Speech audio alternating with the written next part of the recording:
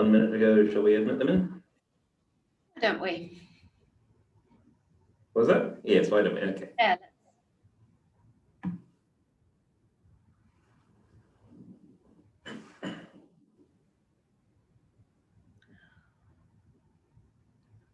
Hi there, welcome.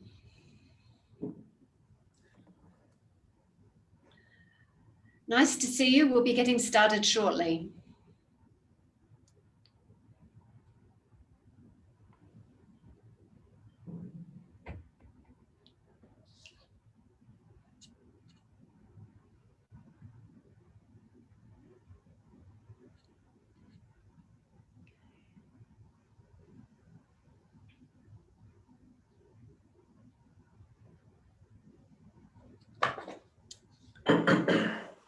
Well, very nice to have you all here.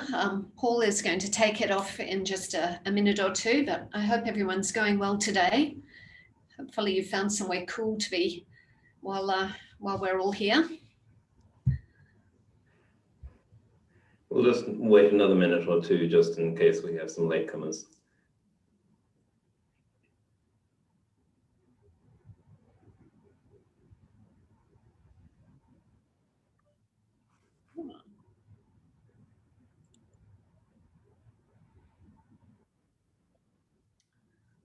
Good, excellent.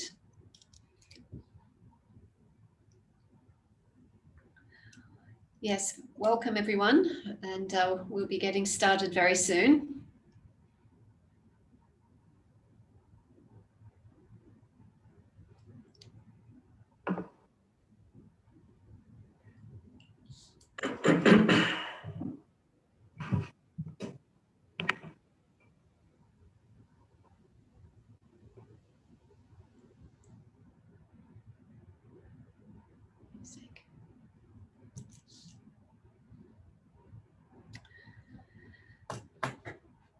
Okay, well, what do you think then, Paul?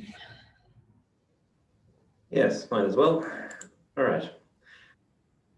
Like we say, welcome everyone. We are here to talk about critical thinking and critical thinking strategies, what it is and how we apply them, like that. My name is Paul Howes. I'm a learning advisor here at Macquarie University. My name's Vanessa Todd. I'm a learning advisor along with Paul. And Nikita. Oh, thanks, Vanessa. I'm Nikita, and I am a learning and teaching student assistant at Macquarie University. If you attended one of the workshops last week, you would have met Nikita, and Nikita's been very active in the forums as well. If you've got any questions, she'll probably be the one answering them. Okay, so why don't we start with the acknowledgement of country. So, I acknowledge the traditional custodians of the Macquarie University land, the Watamatagal Nation, whose cultures and customs have nurtured and continue to nurture this land since the dream time. We pay our respects to elders past, present, and future. Okay, all right. Thank you very much, Paul, and thank you very much, any traditional custodians who are here today. Well, welcome to everybody, as we've said, and we'll be very interested as we go along. We'll be looking forward to getting you to participate and to give us your opinions, your feedback. Feel free anytime you want to jump into the chat and ask a question or make a comment. We're probably thinking of chat, but if you want to speak, by all means, or if you want to put a thumbs up or a question or anything else, please do that, and we'll spot that and get to you. So very quickly, as Paul and I have mentioned, we're learning advisors. We're part of the Learning Skills Unit. We have a big focus on academic skills development. So one of the key things that we do is support students and help people to develop their writing. So we've got workshops, we've got online resources, we've got individual consultations. We also work with a variety of other different study skills and resources. So we hope that we'll see you sometime along the way, but just there's a quick little information about some of the services that are available here at Macquarie. Now, I I think it is over to you, Nikita. I'll just quickly go through this one first. Right, this is our outline for the day or for the session. First of all, we're going to be talking about critical thinking, as you know. Step one, to get to realize that it's all around us and a part of our everyday lives. We make decisions all the time, and the way we think about things can be critical in decision making. So what is critical thinking? And then we're going to talk a little bit about maybe a bit more a structured approach to coming up with ways of testing knowledge, known as the crack test. All right, Nikita, over to you. Thanks, Paul. So today our first activity will be a fun icebreaker, and it's called What Do You Think? And basically what's going to happen is there'll be a question or statement that will appear on the screen in front of us, and we have to decipher whether it's true or false, or what kind of statement it is. And the way that we can do that is there's an annotation function on Zoom, if anyone is familiar with that. So you can just go to view options at the top of your screen, and then you'll see annotate towards the bottom of the little tab that pops up. And then you can start drawing on the screen in front of you. So you can just write true or false, or what kind of statement you think the question is. And if you don't know how to annotate, or you would rather respond in a different way, you can feel free to use the chat or just shout out your answer as well. So I think we'll just get started with the first statement. So it's the sun rises in the east. So what do we think, guys? Is that true or false? True. We've got one person who figured out the annotation. False. Okay. We have some conflicting views here. Okay, more people are saying true. That's lovely. I'm glad you guys figured out how to do the annotation. Oh, we've got some action in the chat as well. So Ella says it's true. And yeah, more people are saying true. Well, okay, I think we've gone to the next one now, but just going back to the first one, yes, I'd say that is true, and it's a fact. The sun definitely does rise in the east. So for the second statement, games are better than movies. We can, I think, clear the annotations. If the host could see the clear the annotation. Yeah, I think it's working. I'm trying to figure that out. So yeah, feel free to circle the answer that you think is correct, or if you can state what kind of statement it is, that would also be great. So we've got one person that said it's false. Well, maybe you can do that. Oh yeah, that's pretty clever. Very neat. Okay, someone said up to you. That's an awesome answer. And more people are saying false. Well, you're wrong. Oh dear. I think when it comes to games are better than movies, it's definitely a very tricky one. But I would personally say that it's an opinion, like a personal opinion, rather than a fact or statement that's true or false, because it does depend on personal preference. And I think up to you epitomizes that quite perfectly. So thank you to the person who wrote up to you. Drawings, next one. Oh, I am trying to get the next one to appear. It's sorry.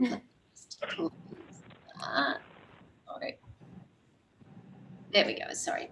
So extraterrestrial life exists. So do we think it's true, false, a fact, an opinion, a theory? What are your thoughts?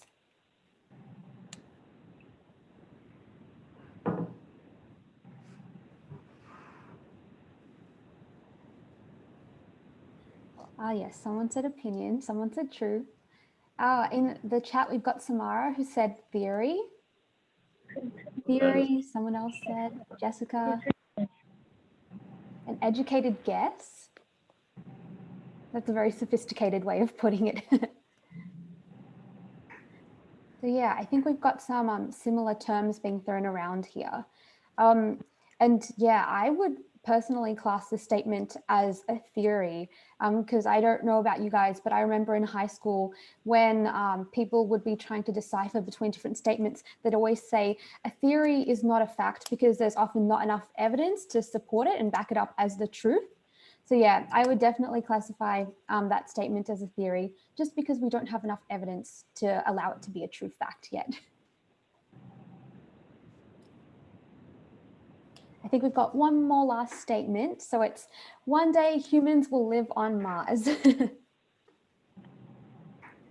So yeah, I think with this one, we'll just decide what kind of statement it is. So do we think it's a fact, an opinion, a theory, a plan, or just a dream?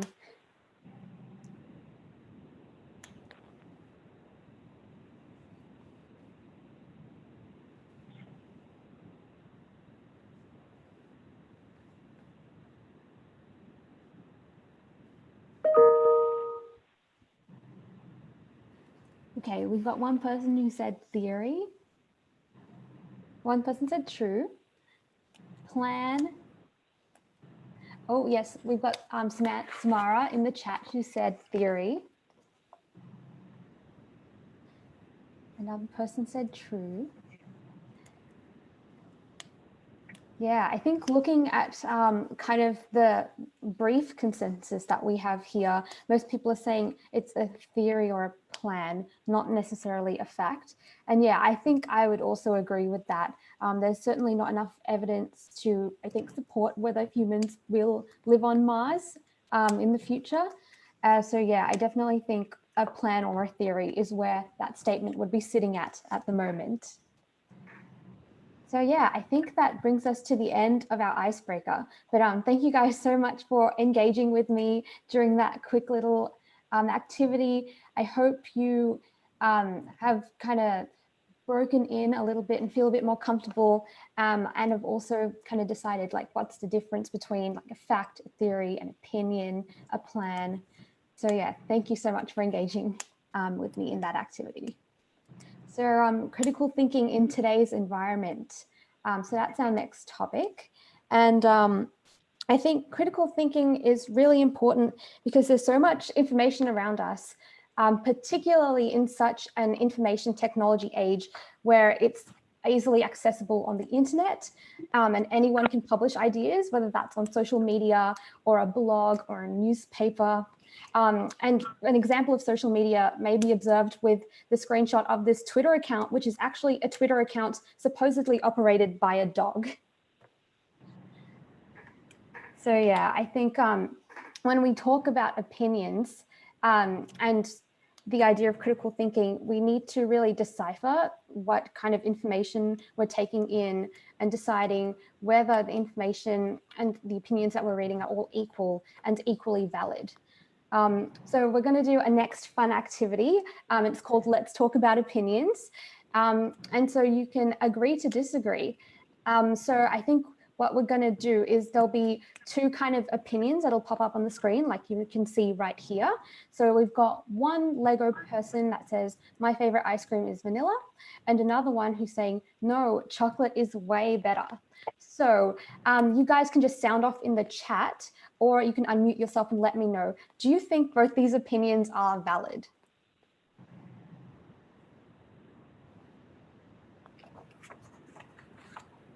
So we've got Jessica in the chat and she says, yes. Elizabeth says, yeah. Yes from Emma. Yes from Samara.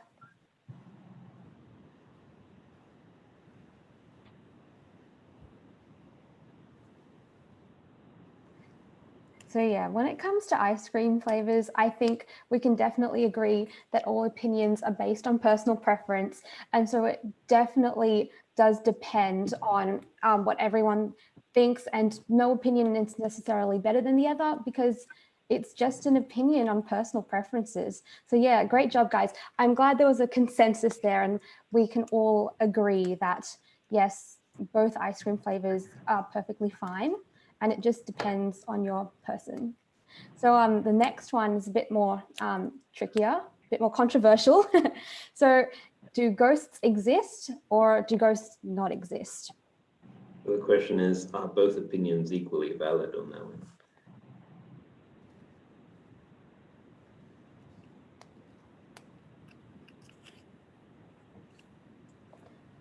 So we've got Samara who says yes. Oh, I think that's from the last one. Elizabeth says yes. Emma says both opinions are equally valid. Are both opinions equally valid? Same kind of neutral, based on personal experience. When That it sounds comes like that could be a fun conversation. Definitely. I think everyone has different personal experiences, as Ella said, when it comes to whether ghosts exist or not. I think when we're looking at it objectively, because there's not a lot of evidence about ghosts, or at least very reliable evidence towards ghosts, we could say that perhaps the opinion on the right side for ghosts do not exist may be a bit more valid, just because of the amount of evidence that could be used to back up such a statement. So the next one is the Earth is flat, and then we've got just an ordinary lay person kind of saying that, and then we've got some astronauts and they're saying the Earth is round. So which opinion do you guys think is more valid, or do you think they're both equally valid? Okay, so we've got David who says the astronaut one is more valid. So the Earth is round. It seems to be more reliable than what our little layperson is saying. And yeah, Samara agrees that the astronauts are more valid with their statement. We've got Jessica who says the astronaut's opinion is more valid. There is strong evidence that the Earth is round. Fortunately. Astronauts' opinions are more valid. Yeah, I think I'm glad we have a consensus. So it's based on fact, to back his opinion. Yeah, I'm glad we all have a consensus with this one, because I would definitely agree with all of you that the astronauts have a more valid opinion in terms of the Earth being more round. That's because there is evidence to back it up. And you know, those astronauts are probably the ones that got that evidence in the first place. If you've ever watched any sort of flat earther YouTube channels, you will find that they bring what they believe to be evidence, which is like, here I have a ruler and I will place it on the ground. Look, it is flat.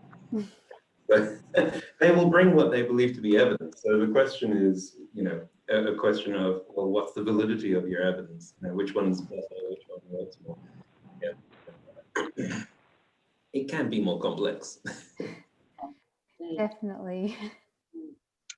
All right, well, thank you, Nikita, and thank you, Paul, there as well. So the title of our workshop today was about let's get critical and about critical thinking. And you can see here that many different books, academic books and academic articles deal with critical thinking, and critical thinking underpins most of what we do at university. Started talking about that. You've been mentioning facts, you've been mentioning preferences and how they're a little bit different to facts, and what counts as a good fact. Would anybody like to add anything more to that? We're just about to look at a couple of definitions of critical thinking before we get stuck into an example in our own everyday lives. What do you think critical thinking is?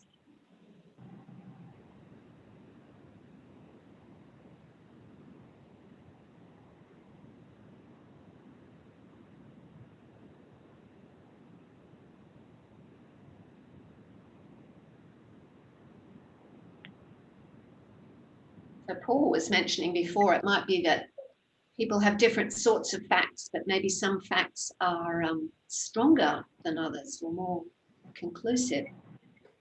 Anybody else? Answer from Jessica: making your own analysis of the facts and questioning things. Right. So analysis, yes. So being able to look at things carefully and break them down and to come to conclusions. Yes. There is the ability to look for meaning beyond the surface level, looking between the lines. Okay, that's a very interesting one. Yes, I suppose critical thinking shows that as you're saying, what appears on the surface isn't always the case or the reason or the way that things are actually interconnected. Very good thought.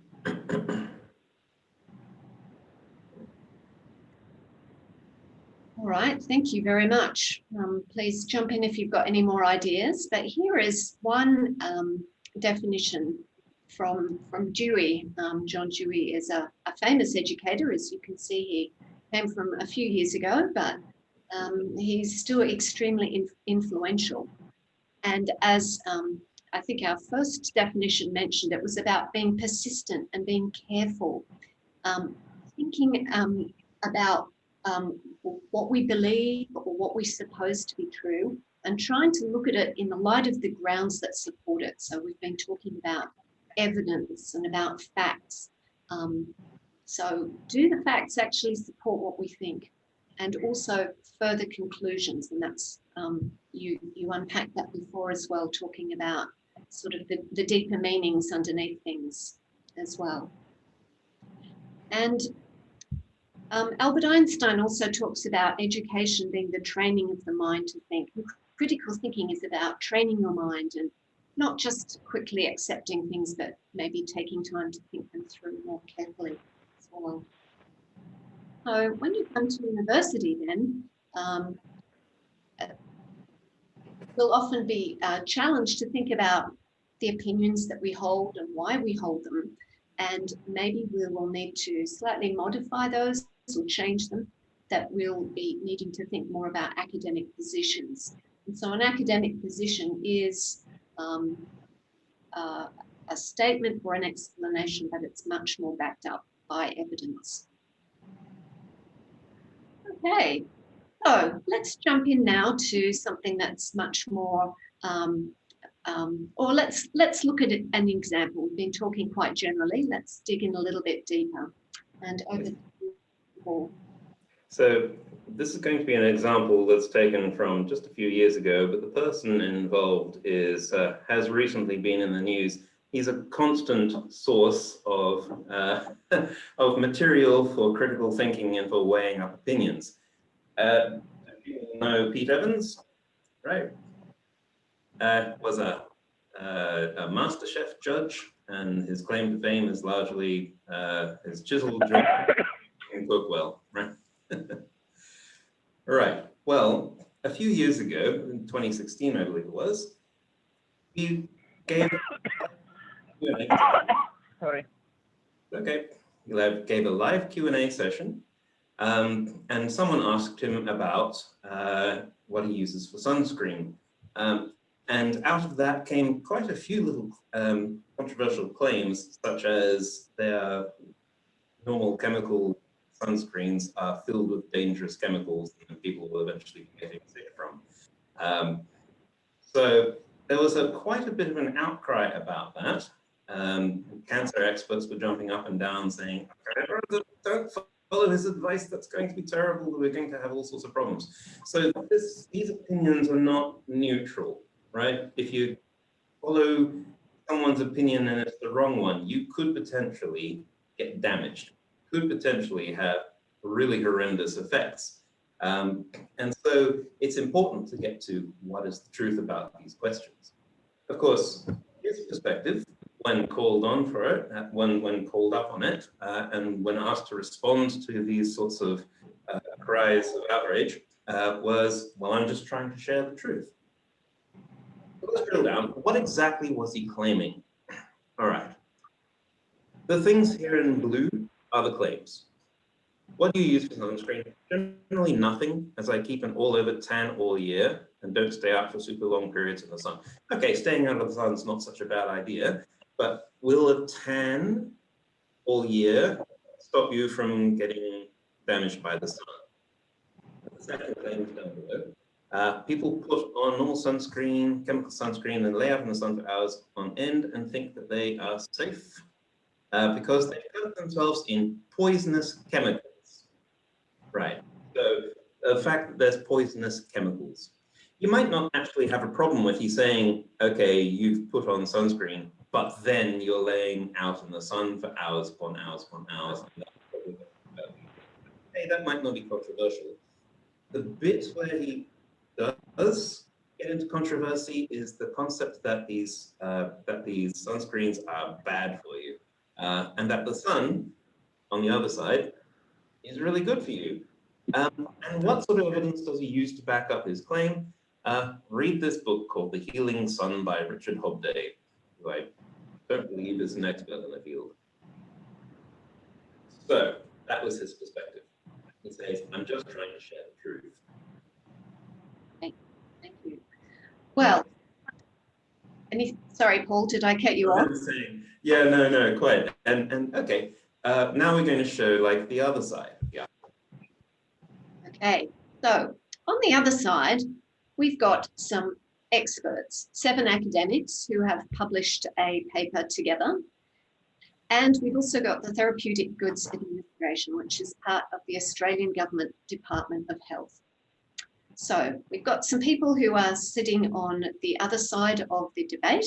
What do they have to say? What are their claims and how do they support them? So if we look at the paper written by the 7 academics, we can see their claims in the conclusions and the implications here. And these are all set out in the abstract of the paper. So the conclusion from the paper that they wrote and the analysis that they did was that a high proportion of skin cancers in Australia are attributable to high ambient levels of ultraviolet radiation, and that using levels of sunscreen use probably reduce the skin cancer incidence by 10 to 15%. They very clearly put out what their claims were. And so then that the implication is that most skin cancers are preventable and that we should be using them as part of our sun protection strategy. If we then look at the purple text, we can see that they have actually provided quite a bit of evidence. And so even though this is just the abstract at the top of the paper, they can give us some numbers and some statistics to show evidence that supports their position, that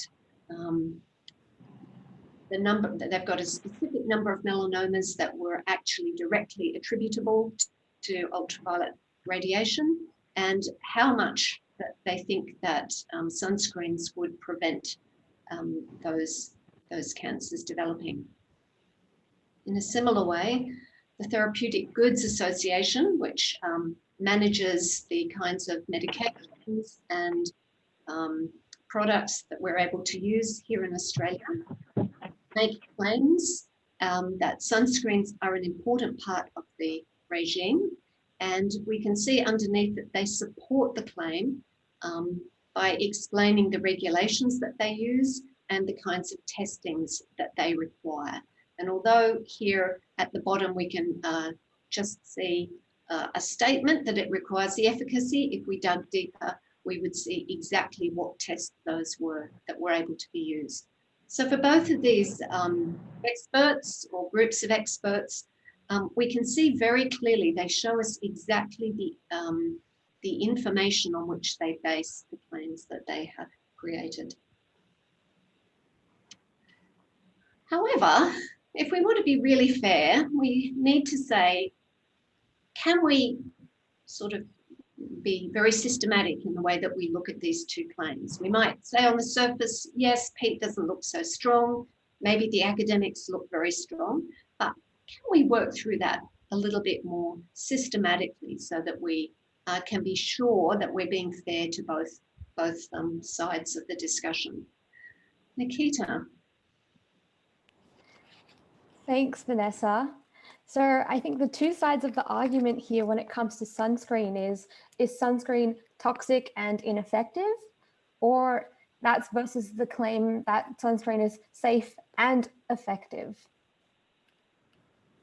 So when we're critically thinking, there are 3 main questions that we need to ask. So the first one is, who should we believe? How do we know what's true? And why should we trust them? So when we're assessing information or looking at claims from conflicting parties or sides of an argument, we use the CRAP test, which is basically an acronym for the number of considerations that should be taken into account when assessing a claim. So the first one is currency. So that's in terms of the recency of something, not money related. Then we've got relevance, authority, accuracy, and purpose. So our question to you, which we're going to assess using the CRAP test, is sunscreen safe?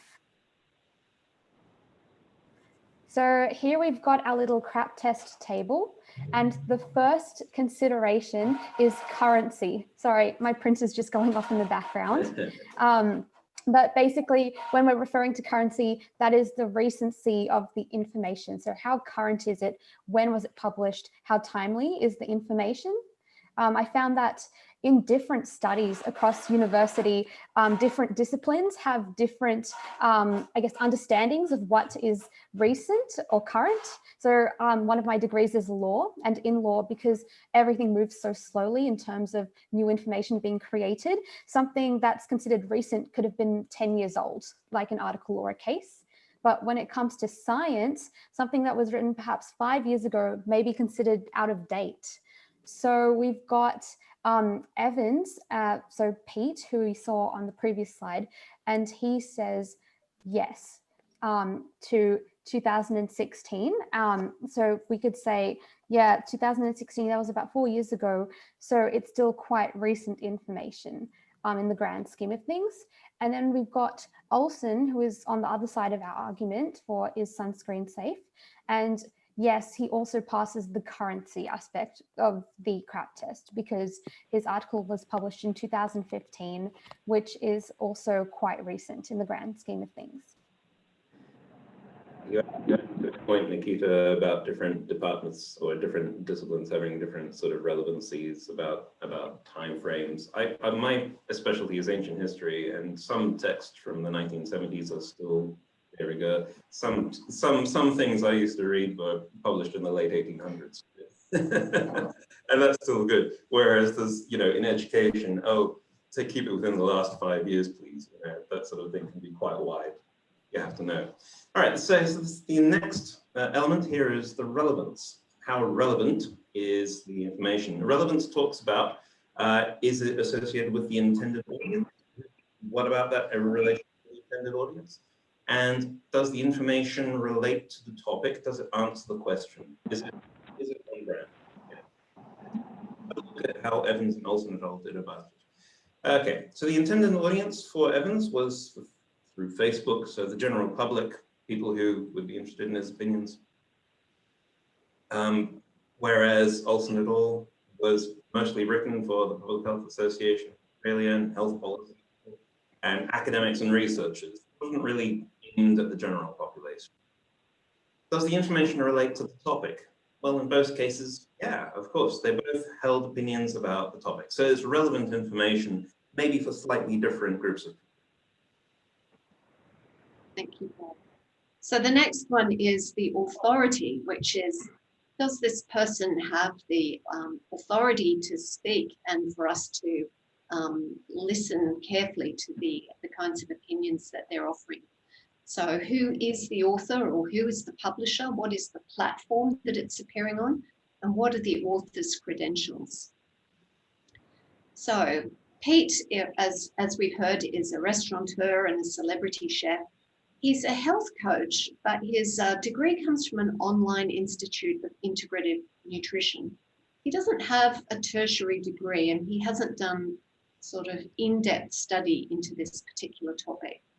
And in contrast, the academics and the Therapeutic Good Association all hold appointments at institutions within Australia, at medical institutions. So they're people who whose opinion is more valuable than Pete's because they've got more experience and more understanding of the topic.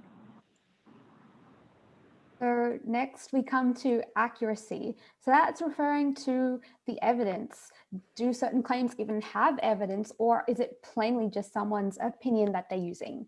Another term that you'll come across in university is a piece of work peer-reviewed? And that's extremely important because that's basically asking if a piece or an article or something from a journal has been looked at by several other scholars who are also very prominent in the field in which that article is being published in, to just, I guess, emphasize the fact that, yes, this is a reliable piece of work because the information and the evidence presented in it is accurate.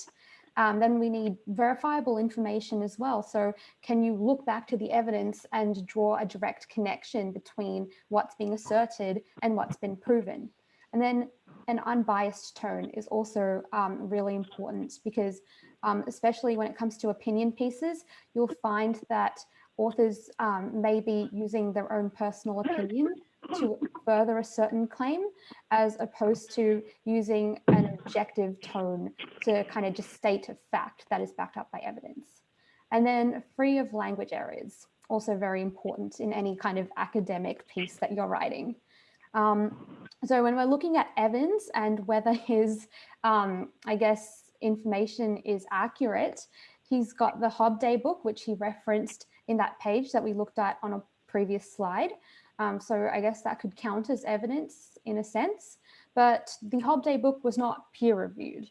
And in terms of verifiable information, terms were used such as "we are witnessing," which is kind of, I guess, not very reliable in the sense that you're using second person. It's quite casual, and it's just something that's based on observation in like one person's life, as opposed to a kind of commonly agreed on fact.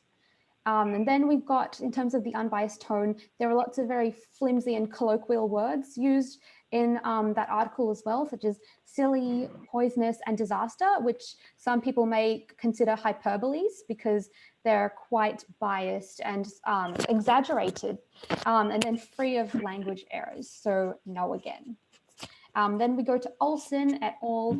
And his article, and when we're looking at evidence, all the data is from Australia, the UK, and Scandinavia. So those are 3 separate locations where the information or the evidence provided has been proven. And it is a peer-reviewed journal article. The information is verifiable.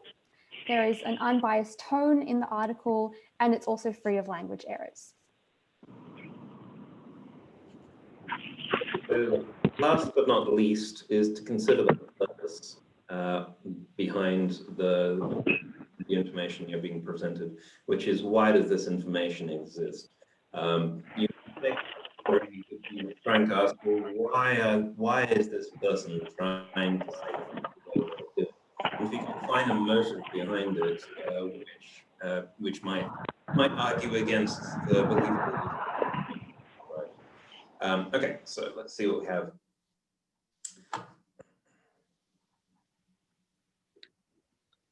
All right, so Evans, he's trying to persuade and convince his readers. He's trying to challenge previously held notions.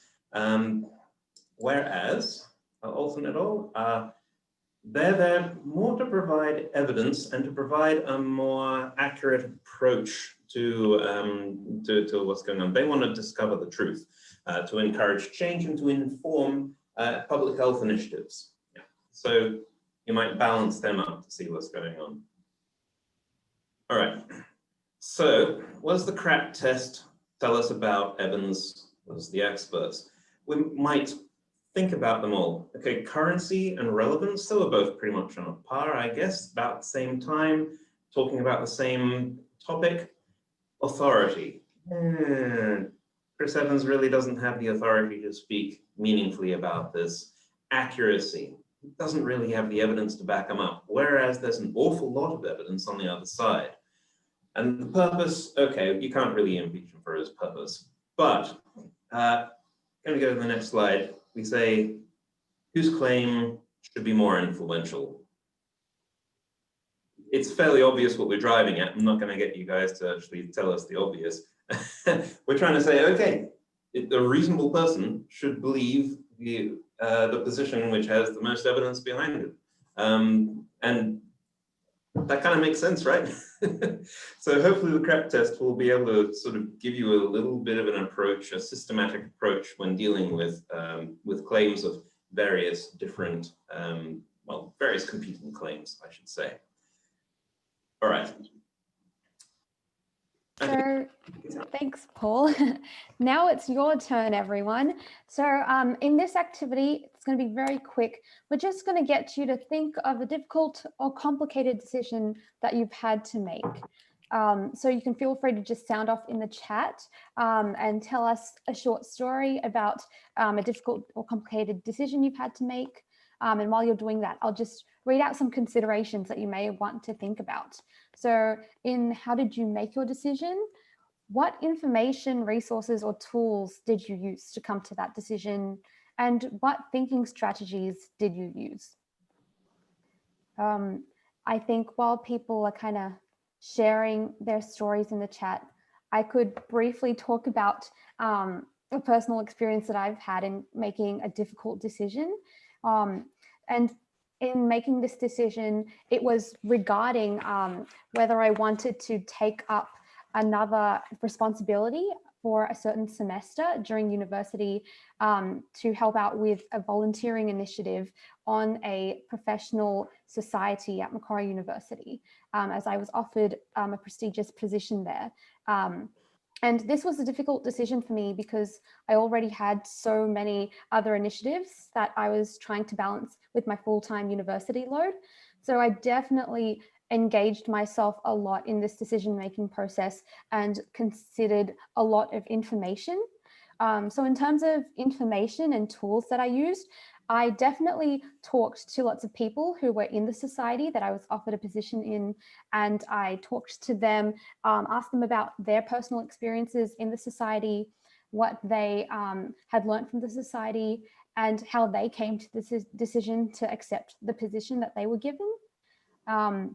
And I also used tools that the society had made available on the internet, including their LinkedIn profile and, of course, the position description that they had provided with me, which had accurate information about the, I guess, position description, what the role entailed, what the benefits were of the role. In terms of thinking strategies that I used, well, we've got Ella. I'll definitely read out your comment after I finish just talking about this one. So yeah, in terms of thinking strategies, I used a pros and cons list just to kind of weigh up the benefits and doubts that I had. And in the end, I decided not to take the position. And that was after really looking at whether I could dedicate enough time to everything that I was balancing in the semester. And I decided that I couldn't. And now that I've finished that semester of study, I can say that I do not regret my decision. So that's critical thinking for you. Going over to the chat, I see we've got two people who've shared their story. So thanks so much. I'll read out Elizabeth's, no, Ella's one first, sorry. So Ella says, I deferred my uni course for 2020 and decided to start in 2021 instead. This was difficult for me as I wouldn't be finishing with my year group. And I was also worried I would lose my momentum in studying. Thanks so much, Ella, for sharing that story with us. And we've got Elizabeth as well, who said her choice of university. So that's quite similar. And she did thorough research into each university and the nature of the course that she wanted to undertake. And she thought about the degree and which uni would assist her the most in developing knowledge and soft skills, and that will necessarily be for employment. And she did have a look through the websites and open days as well. That's always great when it comes to looking at unis. So we've got Jessica as well. So whether it was worth doing a 2-week quarantine over Christmas, going from New South Wales to WA to see family. That's a very, I think, recent example of something that I think a lot of people are going through at the moment. So she used the WA website for the rules of quarantine and was thinking around how she could use or manage those 2 weeks in different ways, weighing up the pros and cons of going/staying. And luckily the borders are open again today, so she can go without quarantine. Hey, that's a positive outcome for everyone. Oh, we've got Ella again. And she says, I spoke to heaps of past and present uni students who had deferred university and taken a gap year. They were all pro gap year and giving myself the time off before starting. I'm really happy with my decision and can't wait to start studying again. Oh, I'm so glad that so many of you have had a happy ending to your stories, and that critical thinking helped you to make that decision that you're now happy with and not regretting. So I think that's definitely awesome. Oh no, Ella says she couldn't go on her gap year because of COVID. Oh, that really is a downturn. Oh, but I guess it's the thought that counts, because you still got that year off, even if it wasn't traveling like you anticipated. So I'm just glad, yeah, that you're excited to study again. So moving back to the slide, guys, thanks so much for engaging with me in the chat. But when we're looking at critical thinking, there is a checklist that you can look at to kind of see the characteristics of whether you have been critical thinking or not. So if you gathered information from a range of sources, evaluated that information according to its accuracy and reliability, considered a number of possible solutions, and chose the most reasonable or convincing option, then you're already critical thinking. So you've probably done it subconsciously because it just seems like the reasonable and most, I guess, intelligent thing to do to make the best decision for yourself. Great. Thank you very much, Nikita. So just as a bit of a summary of what we've talked about today, we've been thinking about some of the many different claims that are going on around us. And that was great to hear your examples and how you are already critically thinking and weighing things up and making decisions using evidence. I love how people were digging around websites and trying to find out as much as they could. We had a look at the CRAP test. Most people love the name of the CRAP test because it helps them remember it. That was just a very simple tool to think about two different competing claims, and we thought about how we're making the kinds of strategies we use when we make decisions. And lots of discussion from you. Thank you very much in the chat. So as a final, something we'd appreciate if you wouldn't mind putting into the chat, what are some things that you might take away from today? Did you remember some critical thinking tools you've learned about in the past? Was there something that you found interesting today? If you wouldn't mind making a few comments for us, giving us some feedback on how you found today.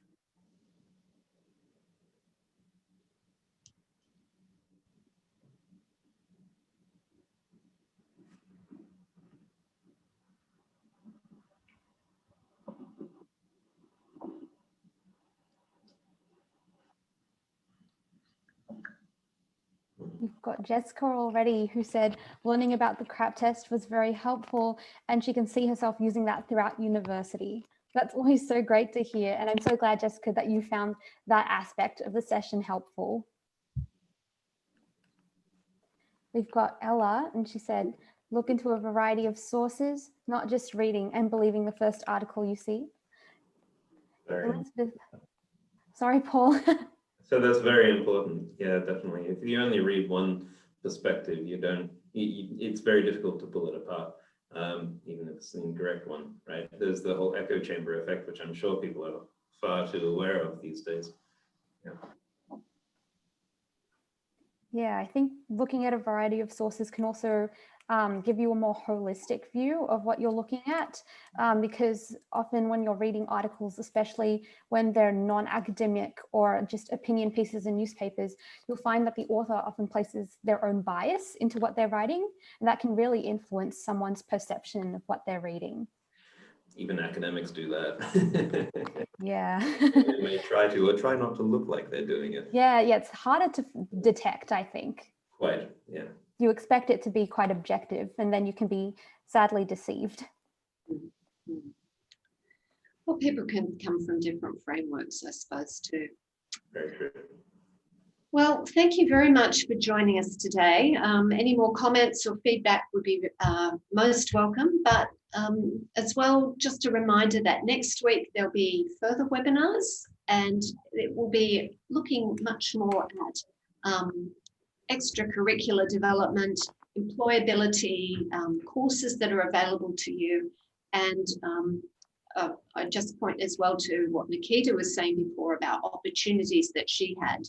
And so those are the sort of things that we'll be, or that the team will be looking at in the webinars next week. So I've copied and pasted, but you'll find these in the Macquarie Essentials iLearn unit. So you can go in and register through that and check the days and times there. So there's the reference to the John Dewey, but I think now it's time to say thank you very much, and thank you very much for coming, and we hope that you got something out of today, and we'll look forward to seeing you again at another webinar soon. Thank you. Bye-bye. Bye. See you. Thanks, everyone. Thank you.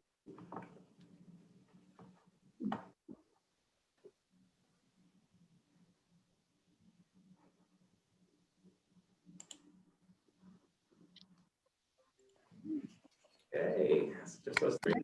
Great stuff. Yeah. Nikita, you were fantastic. Thank you so much for that.